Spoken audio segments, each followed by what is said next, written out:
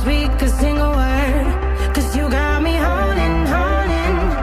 Even if my jokes aren't funny, my tongue tied up on it, and I don't need to speak a single word, 'cause you got me holding, holding.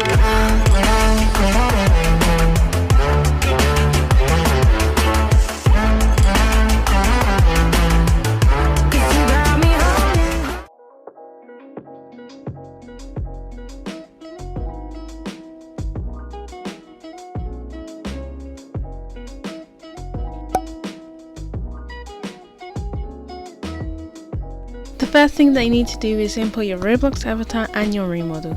If you don't know how to do this, I would suggest watching my How to Make a GFX video, since it teaches you all of the basics.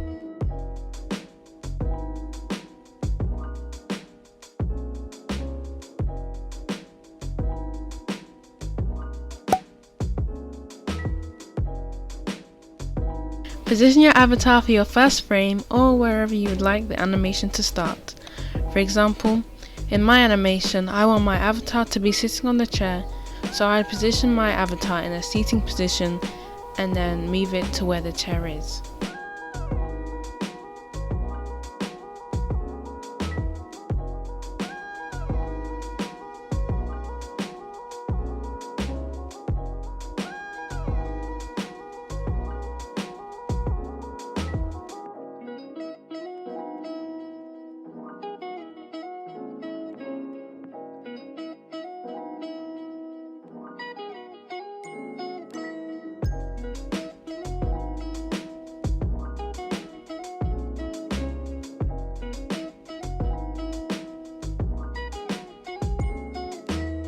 Once I've got the sitting position done, I'm now just moving the arms so that I can create the first frame of my animation.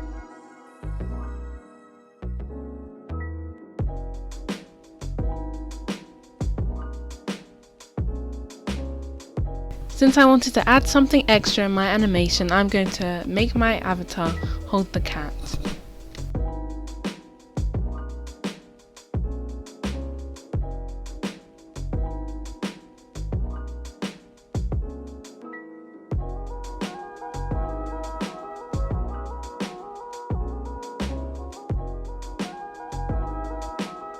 Now I'm just positioning the cat into my avatar's lap.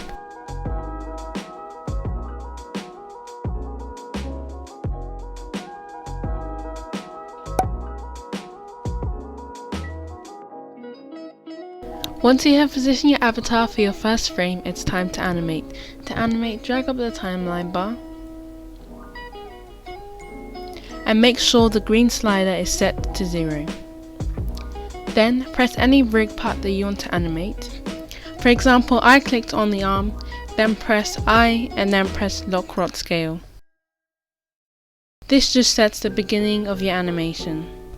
And as you can see down in the timeline bar, it has been marked in yellow.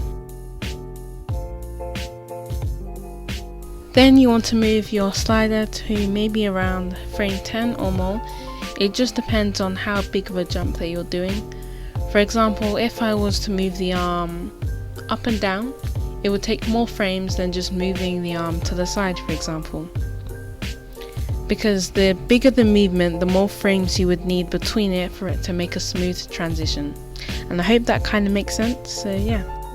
Now I'm just demonstrating how it would kind of work. For example, I'm doing a big jump in a small amount of frames instead of a larger amount of frames. As you can see, when I play the animation back in a second, the movements are quite choppy. This is because there's not enough keyframes for the arm to move to that position in a smooth way. So this is why you might need more keyframes for bigger movements. Now I'm going to position my arm rig for the next frame of my animation. So I'm going to be moving my arm up and down as if I'm scratching the cat. I'm just going to move it to about frame 10 since it's quite a small movement, and then I'm going to move the arm up and reposition it to where I want it.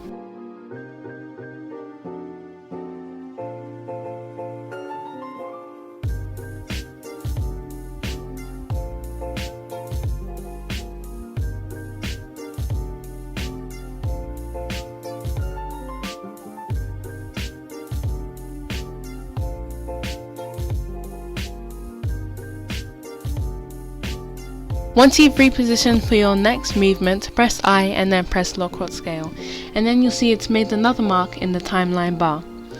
To re-look at your animation, you can drag the green slider back to 0 and then press the arrow button and it will play your animation.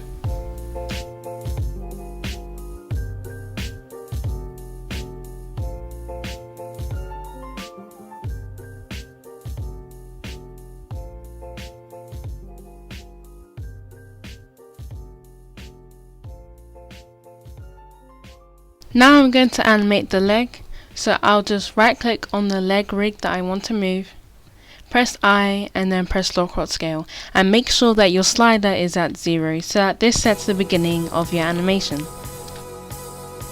And because I don't want this part to be animated for the second leg, I'll just press I and then press Lockout Scale on 0 to make sure that the leg doesn't move.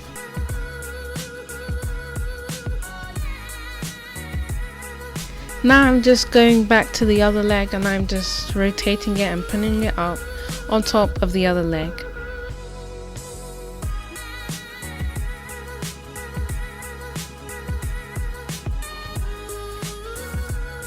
Then I'm going to press I and then press Lockout Scale.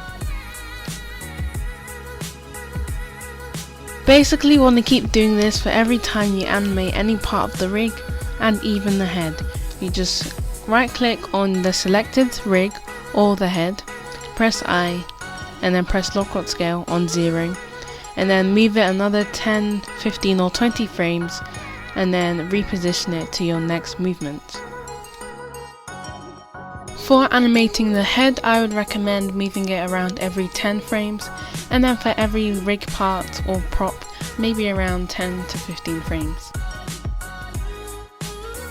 To check how your animation looks so far, you can always drag the green slider at the bottom of your screen back to 0 and then press the arrow button in the bottom of your screen, and this just helps you see what your animation looks like so far.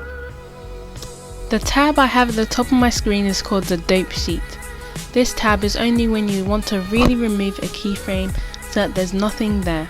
However, this can be avoided as all you need to do is drag your green slider back to the keyframe that you don't want, move the object or the rig into a different position, press I and then press Lockout Scale, and as you will see once you play back the animation, that movement will then take place of the original movement that was already there.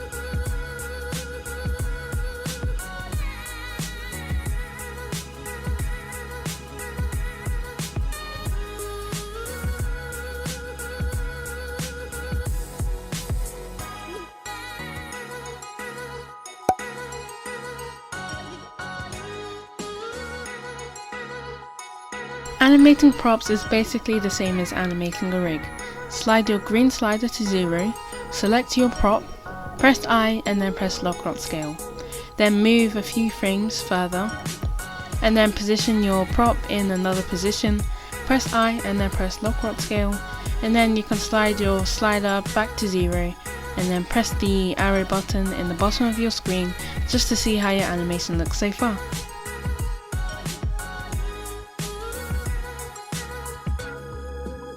Then just continue to animate your prop gradually, pressing I, Lockout Scale, repositioning it and moving a few frames ahead.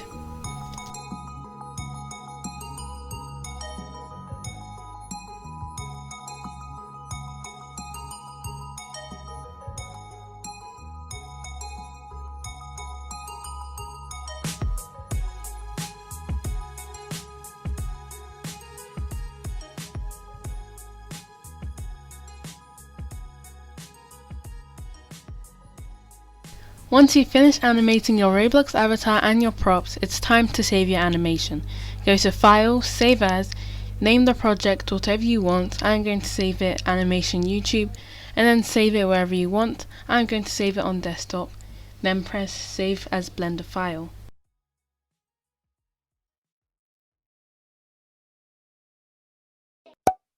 What we do here is go back.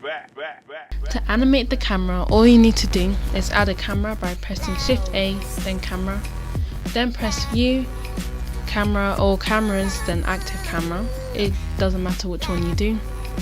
And then you'll go into your camera mode perspective. From here, press Shift F and then move the camera to where you want it. However, as you can see, my camera is a bit too big and it makes the avatar look really small. So all you need to do is go to the camera icon, scroll down and change the resolution to 1080 by 1080 or 1000 by 1000 just to make it a square shape.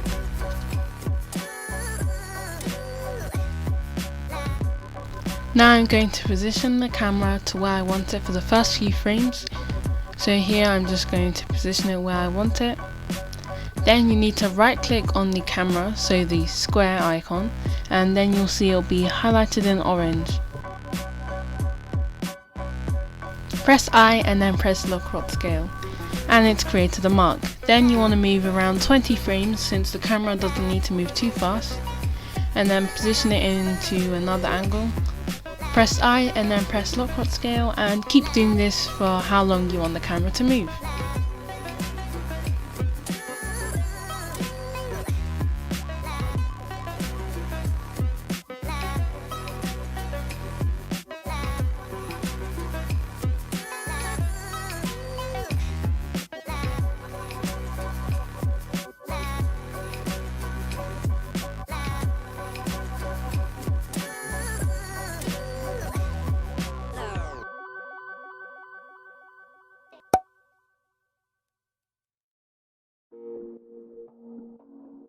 So once you've completed all of the basic animating, press File, Save one more time, and now for the final settings. Go to the camera icon and scroll down until you see FFmpeg, and then change it to AVGPeg, I think that's how you say it. And then go back to the world icon and set your HDRI. This is just for lighting purposes, so that it doesn't look too dark.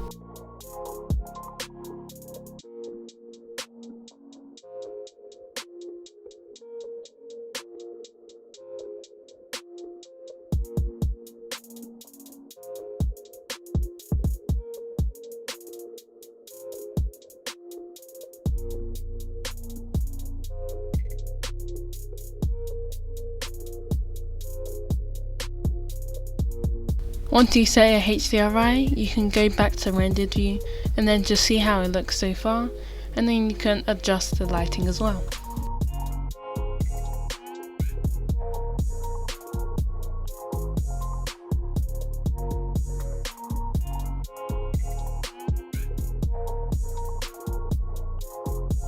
Now I'm just going to add glossy and glass texture to some of the materials so that it can look a bit more realistic.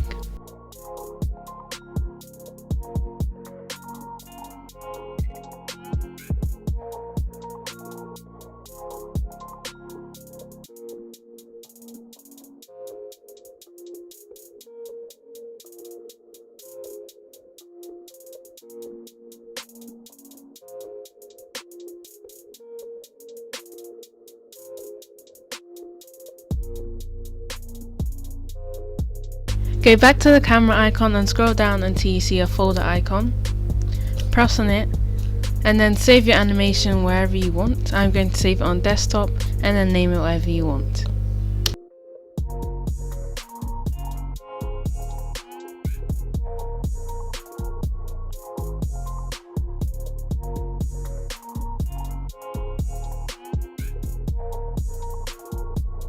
Go to the timeline bar and scroll your green slider across the timeline until you find a place where your animation stops moving. Mine stops moving at around frame 45 to 44. So from the end number I would change it from 250 to 45 or 44.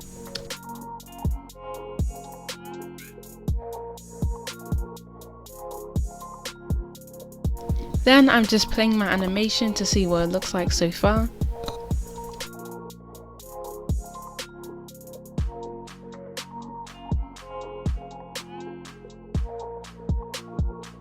Do keep in mind the larger the number that your animation ends at, the longer it will take to render.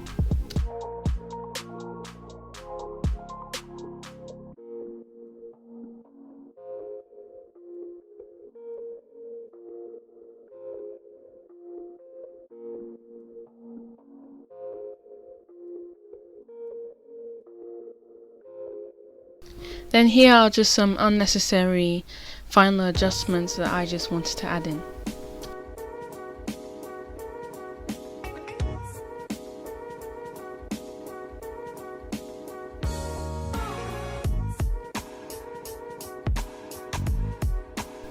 Then press the picture icon, scroll down until you see denoising and click on it.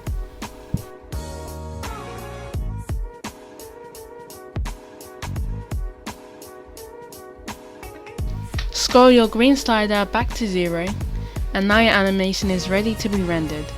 Go to render at the top of your screen and then press render animation. This can take a few days depending on how many frames you have and how detailed the animation is. To find out how long it will take, you can go to the remaining time, which is around 20 minutes for me, and then how many frames you have, which is 44. Then times 20 by 44, which will give you the amount of minutes that it will take, and then you can change the minutes into hours to find out how many hours and then how many days. Once your animation has finished rendering, you can go back to the place where you saved it. I saved it on my desktop, and then you can see I have this little file called animation, which is what I named the folder from Blender.